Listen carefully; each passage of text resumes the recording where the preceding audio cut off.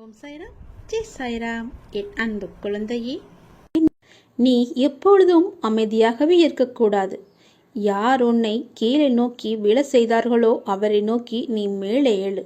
எதற்காகவும் தயங்கி போய் கூனி குறுகி நிற்காதே. உனக்கு துணையாக உன் அப்பன் ஈசன் நான் இருக்கிறேன்.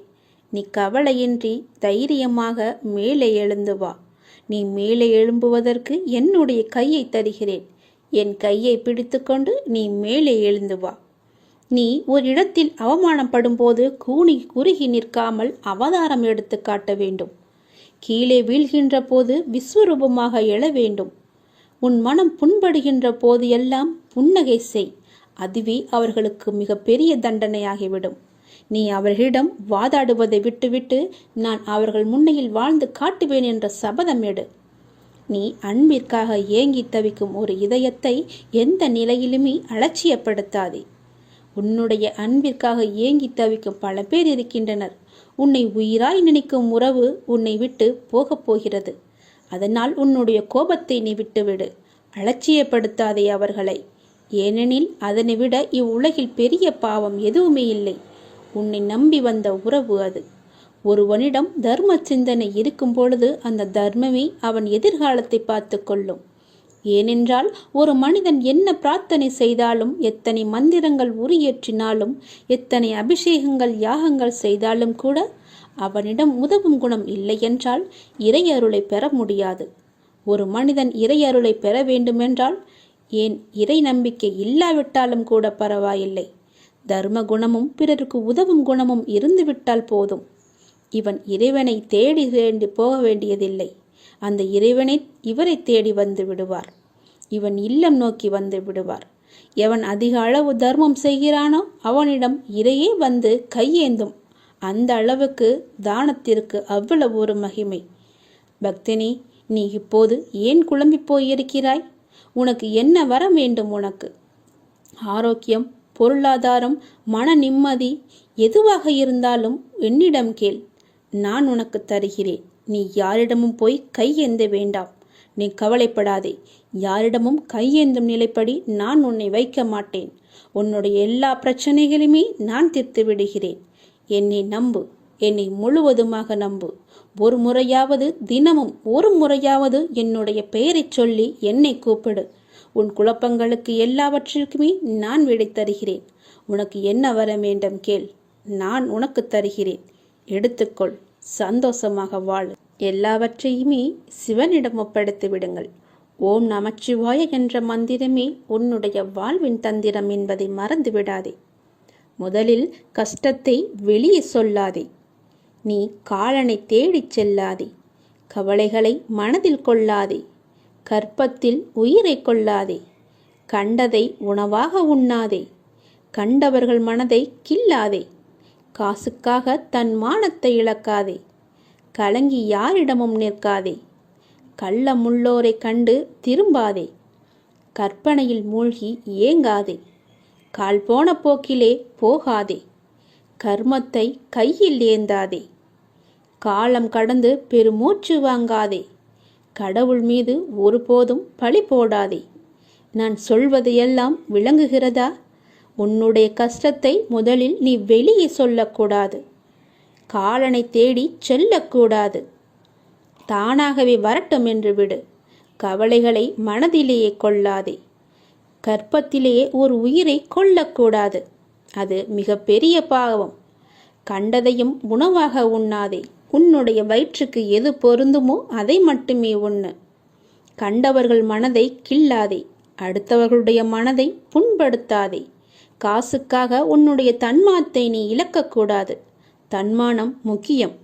நீ யாரிடமும் போய் கலங்கி நிற்காதே. எனக்கு யாரும் இல்லை என்று சொல்லாதே. கள்ளமுள்ளோரை கண்டு திரும்பாதே. அதாவது வஞ்சக எண்ணம் உள்ளோரை கண்டால் நீ உடனே திரும்பி வந்துவிடு. அவர்கள் முகத்தை கூட பார்க்காதே. கற்பனையிலேயே மூழ்கி ஏங்காதே. பேராசைப்படக்கூடாது என்கிறார். கால் போன போக்கிலே போகாதே. எங்கு வேண்டுமானாலும் போகலாம். கால் போன போக்கில் போனால் செல்ற இடம் கூட தெரியாது. கர்மத்தை கையில் ஏந்தாதே. நல்லதை மட்டுமே செய். உன் கர்மா எல்லாமே அழிந்துவிடும். காலம் கடந்து பெருமூச்சு வாங்காதே. நேரம் உள்ள போதே தூற்றிக்கொள்.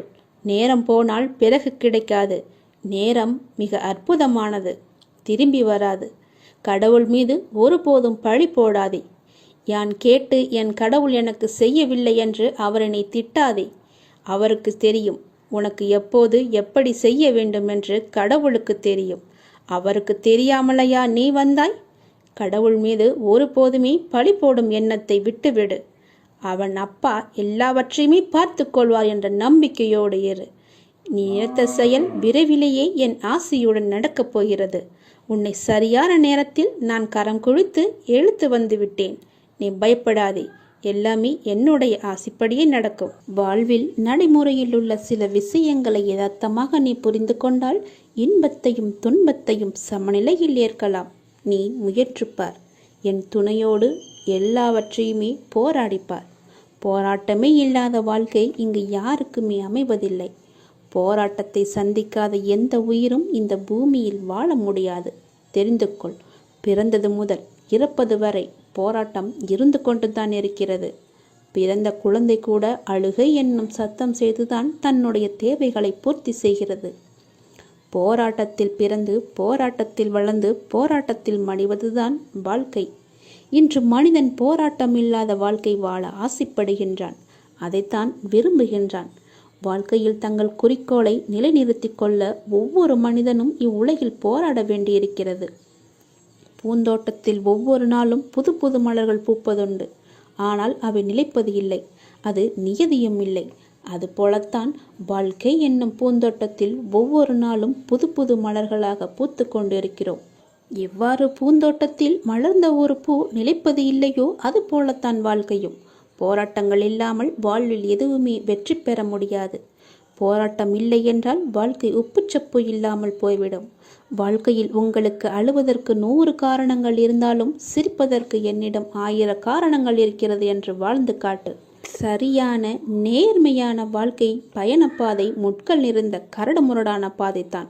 இப்பாதையில் முட்களாகவும் கரடுமுரடான கற்களாகவும் பிறரின் அவமான பேச்சுக்களும் பழிச்சொற்களும் நியாயமில்லாத விமர்சனங்களும் தான் நிறைந்திருக்கும். அதை நீ தெரிந்து கொள். வாழ்க்கை என்பது அவ்வளவு சுலபமல்ல. களையில்லாத தோட்டமில்லை. அதுபோலத்தான் போராட்டம் இல்லாத வாழ்க்கையும் இல்லை. வாழ்க்கை அழகானதாக மாற்றிக்கொள்வது உன்னுடைய கையில்தான் இருக்கிறது. எல்லோருடைய வாழ்விலும் இன்பம் துன்பம் என்று எல்லாமே கலந்துதான் இருக்கும். நாம் அவற்றை எப்படி எடுத்துக்கொள்கிறோம் என்பதுதான் மிக முக்கியம்.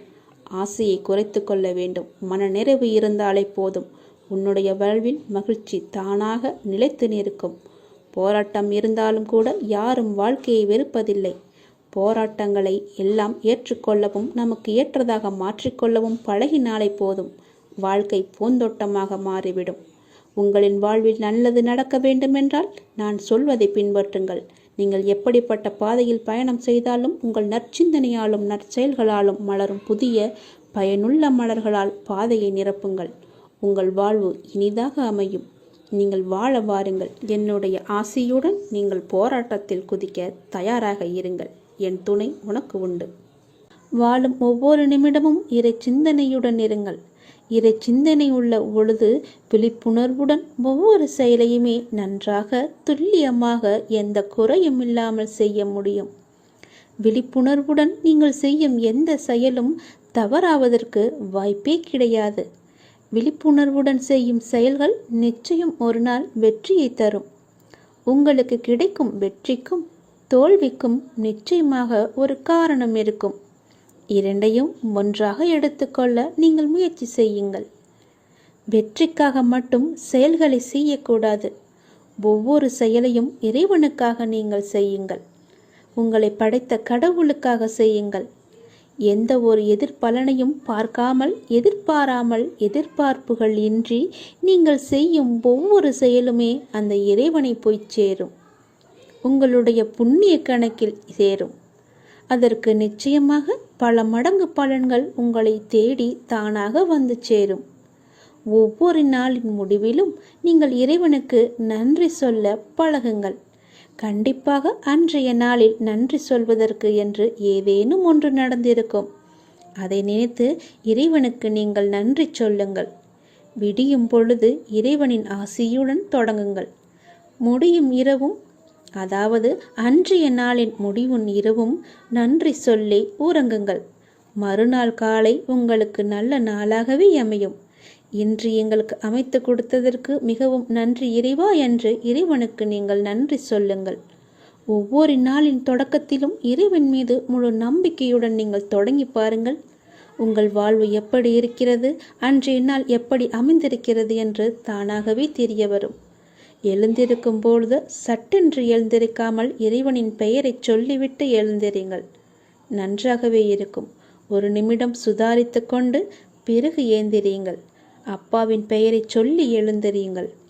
உங்கள் வாழ்க்கை மீது உங்களுக்கு இருக்கும் அக்கறையை விட உங்களை படைத்த இறைவனுக்கு நிச்சயமாகவே அதிக அக்கறை இருக்கும்.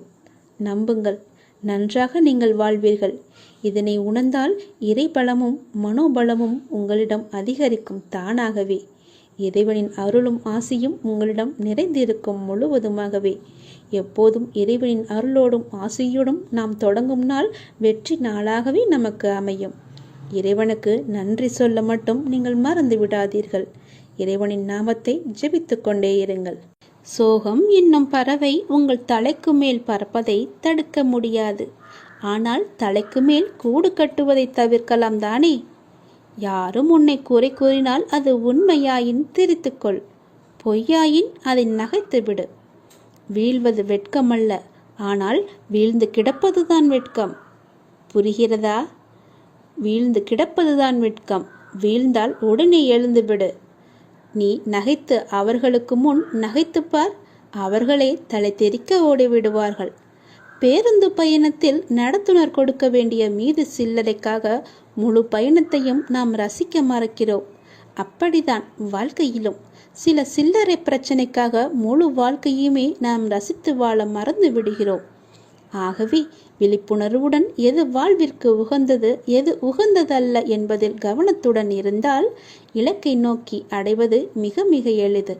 அனைத்திலும் பேதம் பாராது சமநிலைத்தன்மையை கொண்டிடுங்கள். மனம் அழகாக இருந்தால் காணும் காட்சிகளும் அழகாகவே இருக்கும். ஆகவே மனதில் குப்பையான கீழான எண்ணங்களை ஒருபோதும் சேர்க்காதே. மனதில் நல்ல நேர்மையான எண்ணங்களை விதையுங்கள். நல்லது நடக்கும். எப்போதும் உண்மையை பேச கற்றுக்கொள்ளுங்கள். உண்மைக்கு நிகர் உண்மை மட்டும்தான். பொய் ரொம்ப நாட்கள் வாழாது, சீக்கிரமாகவே மடிந்துவிடும். ஆரம்பத்தில் சற்று சிரமமாகத்தான் இருக்கும். பழகிவிட்டால் பொய் சொல்லவே நமக்கு கூச்சமாக இருக்கும். உண்மைக்கு மிக வலிமையான சக்தி இருக்கிறது. அது சத்தியமானது, வலிமையானது. இறைவனுக்கு இறங்கி வருவார். நாம் வாழ்கின்ற வாழ்வில் அறமாகிய உண்மை இருந்தால் அந்த இறைவனை நம்மை தேடி தானாக இறங்கி வருவார்.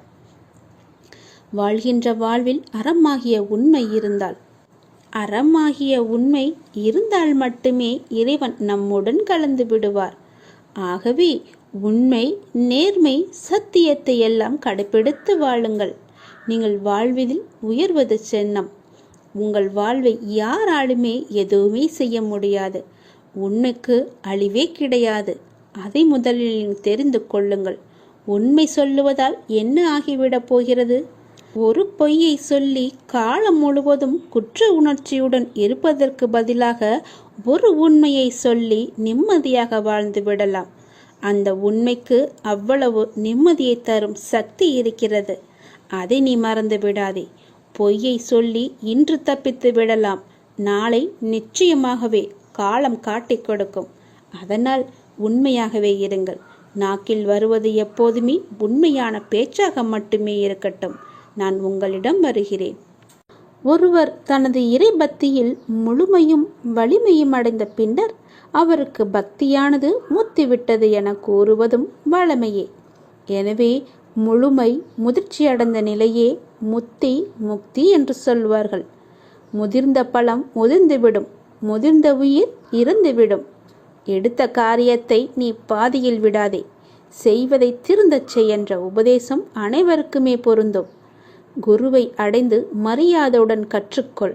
கற்றதை மனனம் செய்து உருவேற்றிக்கொள் என்பது எல்லா மாணவர்களுக்குமே பொருந்தும். தொழில்நுட்பத்தை தெரிந்து கொள்ள முனையும் மற்றவர்களுக்குமே உரிய உபதேசம்தான் இது. எதற்காக எனக்கு சொல்கிறேன் என்று கேட்டதை நீங்கள் ஆசைப்படுவதெல்லாம் கிடைக்காமல் இருப்பது உங்களை ஒரு சிறந்த வாழ்க்கைக்கு கொண்டு செல்வதற்காகவே இருக்கும் என்பதை நம்பு. முடிந்தவரை உங்கள் வேலையை நீங்கள் சிறப்பாக செய்து விடுங்கள். யாரிடமும் உங்கள் வேலையை ஒப்படைக்காதீர்கள். உங்களுக்கு கிடைக்க வேண்டிய அங்கீகாரம் தானாகவே கிடைக்கும். நேரத்தையும் வாய்ப்பையும் ஒருபோதுமே வீணடிக்காதே. அந்த தவறுக்கு எந்த காரியம் செய்தாலும் பரிகாரமாகாது. போன நேரமும் திரும்ப வராது. யாருக்காகவும் நேரம் காத்திருக்காது. பொறுத்துக்கொள். நீங்கள் செய்யும் ஒவ்வொரு நல்ல காரியமும் அதற்கான நன்மைகளை காலம் கடந்தாவது அழைத்து கொண்டு உங்களிடம் வந்து சேர்க்கும். வெற்றி என்ற முகத்துடன் உங்களிடம் வந்து சேரும். நீ நிராகரிப்புகளை எல்லாம் கண்டு நெஞ்சு உடையக்கூடாது.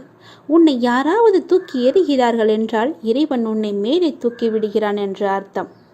அதனால் நீ பயப்படாதே. தூக்கி எறிந்தவர்கள் போகட்டும், நான் உன்னை தூக்கி விடுகிறேன். தூக்கி எறிந்தவர்களை பற்றியே நீ கவலைப்பட்டு கொண்டிருக்காதே. எதிர்பார்த்து எதிர்பார்த்து ஏமாற்றங்கள் மட்டும்தான் கிடைக்கும். என் வாழ்வில் அற்புதங்களை நிகழ்த்துவேன் என்று நீ நம்பிக்கையுடன் காத்திருக்கிறாய் அல்லவா? உன் தந்தை நிச்சயமாகவே உன் வாழ்வில் அற்புதங்களை நிகழ்த்தப் போகிறேன். சில நேரங்களில் நீங்கள் செய்யக்கூடிய செயல்களை எல்லாம் சிந்திக்க வேண்டாம், கற்பனை செய்ய வேண்டாம். அது ஆச்சரியப்படுவதற்கில்லை. எல்லாவற்றையும் சிறப்பாக செயல்படும் என்று மூச்சு விடுங்கள். நம்பிக்கை வைத்திருங்கள். நான் அப்பா, என்னுடைய அப்பா சிறப்பாக அதை முடித்து தருவார் என்ற நம்பிக்கையோடு நீங்கள் காத்திருங்கள். நான் அவர் மீது வைத்திருந்த நம்பிக்கையும் பக்தியும் பொறுமையும் தன்னம்பிக்கையும் அவர் எனக்கு நிச்சயம் அதற்கான பலனை தருவார் என்று நம்புங்கள். நீ வைத்த நம்பிக்கைக்கு நிச்சயமாகவே நான் கைமாறு செய்வேன். உன் மனதில் எந்த சலனமும் இல்லாமல் இருக்கிறாய். நான் உனது பாவ மூட்டையை தூக்கி நான் சுமக்கிறேன். நீ கவலைப்படாதே. எல்லாவற்றையுமே நானே பார்த்து கொள்கிறேன். நீ எப்பொழுதும் போல சந்தோஷமாக இரு. நீ இப்போது உன் மனதில் ஏகப்பட்ட குழப்பங்களுடன் பதற்றத்துடனும் இருக்கின்றாய். வீணான கவலைகளை உன் மனதில் வைத்து கொண்டிருக்கிறாய். உன் மனமானது, உன் இதயமானது துடித்துடிப்புடன் காணப்படுகிறது. எதற்காக? வீணாக எதற்காக இந்த கவலை? ஏன் இந்த குழப்பம்?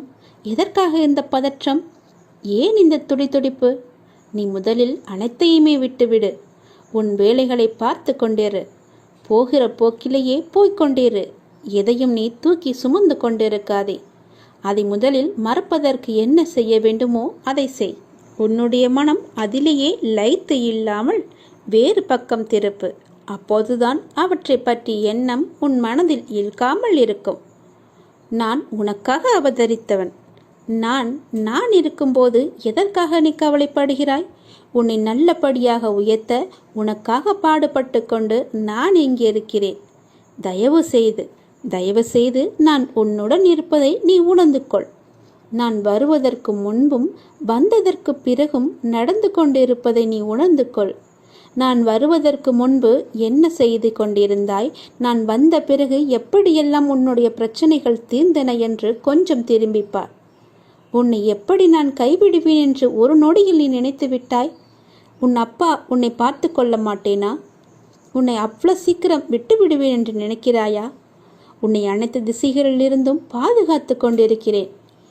நான் இருக்கும் இடத்தில் எவரையுமே நெருங்க விட மாட்டேன்.